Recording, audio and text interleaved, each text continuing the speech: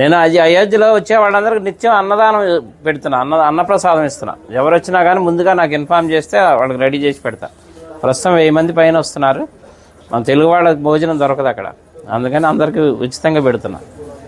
ఇంతకుముందు రాముల వారికి 5 వెండి ఇటుకలు ఇచ్చాను శంకుస్థాపనకి. మోడీ గారు శంకుస్థాపన చేశారు కదా, నా అదృష్టం బాగుండి ఆ ఇటుకలతోనే శంకుస్థాపన చేశారు. దాని మీద ఇప్పుడు గుడి తయారైంది. తర్వాత రాముల వారికి బంగారు పాదుకలు చేయించా, వెండి పాదుకలు బంగారు పాదుకలు. వెండి పాదుకలు తీసుకొని దేశం అంతా అన్ని దేవాలయాల్లో పూజలు చేయించా. బంగారు పాదుకలు తీసుకొని రాముల వారి రామేశ్వరం నుంచి అయోధ్య వరకు నడిచి వెళ్ళాను.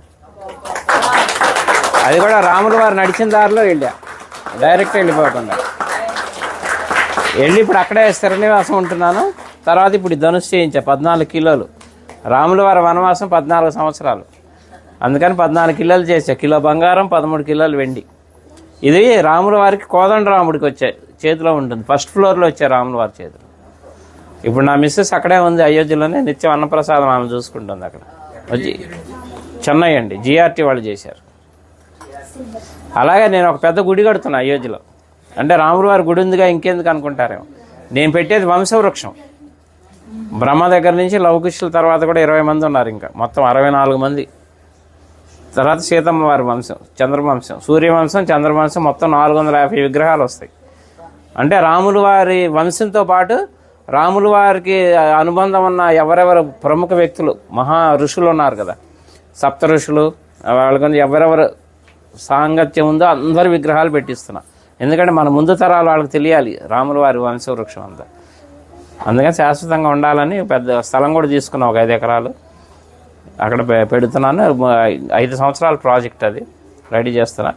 అలాగే ఇప్పుడు అయోధ్యలో అంటే మన తెలుగు వాళ్ళ తరఫున నేనేం పని చేసినా తెలుగు వాళ్ళ తరఫున చేస్తాను. అయోధ్యలో వాల్మీకి ఎయిర్పోర్టు, ఇక నేను వెళ్తూ వస్తూ పోతూ ఉంటాను కాబట్టి 2-3 సార్లు చూశాను, కానీ నాకు ఎందుకో లోటుగా అనిపించింది. అక్కడ ఒక విగ్రహం పెట్టిద్దామని గవర్నమెంట్ అప్రోచ్ అయితే పర్మిషన్ ఇచ్చారు, సెంట్రల్ గవర్నమెంట్. 16 అడుగుల వాల్మీకి విగ్రహం పెడుతున్నాను. ఆ విగ్రహం కూడా రెడీ అయిపోతుంది ఇప్పుడు. అది కూడా ఎవరన్నా సహకరించినా కానీ తీసుకుంటున్నా.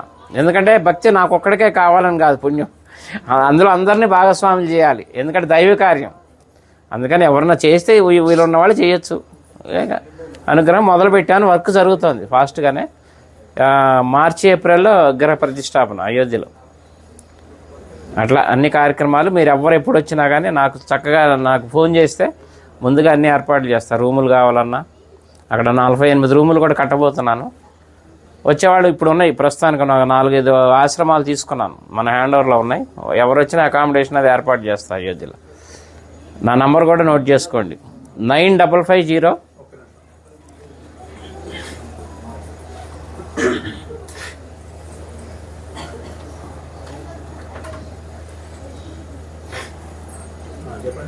9550 754 389. చల్లా శ్రీనివాస్ శాస్త్రి, అయోధ్య అని పెట్టుకోండి. ఇంకా నేను ఉండబోయేది అక్కడే, హైదరాబాదే మాది కానీ మణికొండ, కానీ ప్రస్తుతం ఇంకా షిఫ్ట్ అయిపోయినాం అక్కడే ఉండి వచ్చే భక్తులకి సహాయం చేద్దామని అక్కడే ఉంటున్నాయి. ఇంకా రామ భక్తులకు సేవ చేసుకునే భాగ్యం ఇప్పించాడు రాముల వారు నాకు. ఎందుకంటే నిన్నే బాలరాముడు ప్రతిష్ట నిన్నే 1 year. అందుకే మా ఆవిడ అక్కడ ప్రసాదాలు తయారు చేసి మాకు అవకాశం ఇచ్చారు. ఇప్పుడు 6 రోజులు మొత్తం లోపల ప్రసాదాలు పంచే అవకాశం కూడా ఇచ్చారు. నిన్న మొదలైంది కార్యక్రమం, అందరికీ వినియోగిస్తున్నాం. 9550 754 389. చల్లా శ్రీనివాస్ శాస్త్రి, అయోధ్య. ఓకేనా? ఎవరు ఏ టైంలో చేసినా కానీ నేను అందుబాటులో ఉంటాను.